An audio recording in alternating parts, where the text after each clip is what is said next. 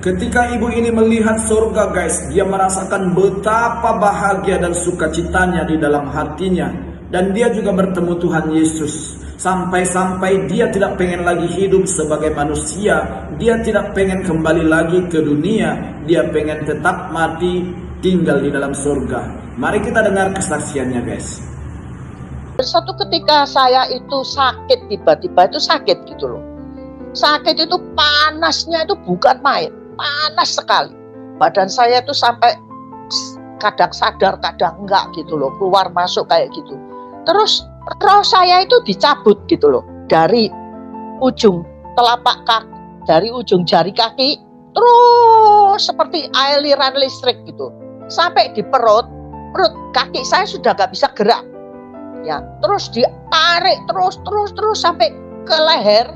Saya sudah tidak bisa napas, saudara-saudara yang kekasih. Ya, saya tuh terus keluar dari sini kepala. Ketika saya keluar, saya itu seperti kapas yang ringan itu. Saya berdiri di samping tubuh saya yang tidur. Ketika itu saya sedang tidur siang itu, kira-kira jam 2 siang. Saya berpikir, ini tubuh saya ini. Loh, saya ini siapa? Gitu loh. Saya itu bingung kok ada 2 ya. Akhirnya saya sadar bahwa saya itu sudah berbentuk roh. Ya, ini tubuh saya itu jasad. Berarti saya sudah meninggal. Jadi pada waktu itu saya mulai sadar. Kemudian, oh ya sudah kalau gitu saya itu sudah meninggal. Ya, saya pergi itu jalan tembok segala macam itu saya terobos gitu gampang aja. Jalan saya terbang. Mungkin Tuhan ingin membuktikan kepada saya bahwa saya itu sudah berbentuk roh. Bukan lagi manusia berbentuk tubuh. Ya. Akhirnya terus saya keluar, terbang naik ke atas saya. Nah, keliling, tahu-tahu ada tangan yang besar mendorong saya. Sampai saya jatuh di satu tempat, itu berbentuk pintu gerbang yang besar sekali dan bersinar-sinar, bercahaya. Cahayanya seperti lampu neon tapi berjuta-juta kalinya. Cuma tidak ulap. Jadi untuk mata itu tidak silau gitu ya. Lalu saya tuh memandang pintu itu, bertanya-tanya saya, ini apa ya? Lalu di samping saya ini ada suara yang mengatakan, Yuli, ini pintu gerbang sorga. Ya. Loh, kalau pintu gerbang sorga, berarti saya kan tidak masuk sorga. Wong pintunya tutup. Karena kan di dunia kan ada 2 jalan saya tahu. Sorga dan neraka. Kalau sorganya tutup ya berarti saya neraka.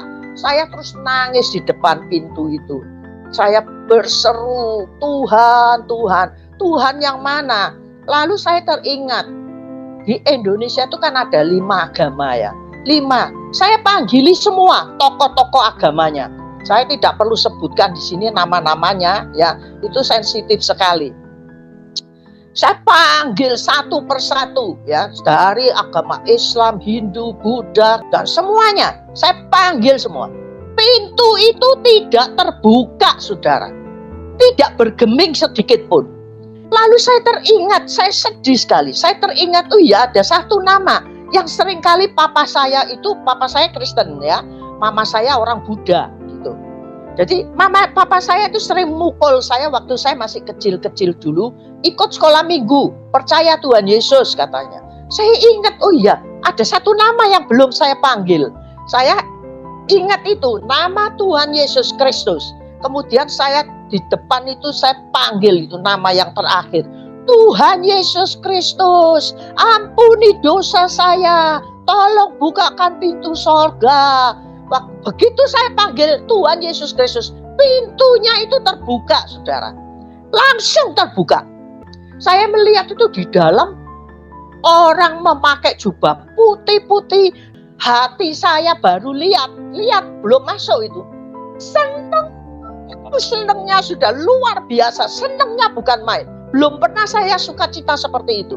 Senengnya itu loh, waduh senengnya bukan main. Tidak pernah saya mengalami sukacita. Seandainya seisi dunia ini diberikan ke saya tidak mau. Saya tidak mau. Saya pilih masuk ke sana. Sukacita belum masuk aja sudah senangnya kayak gitu.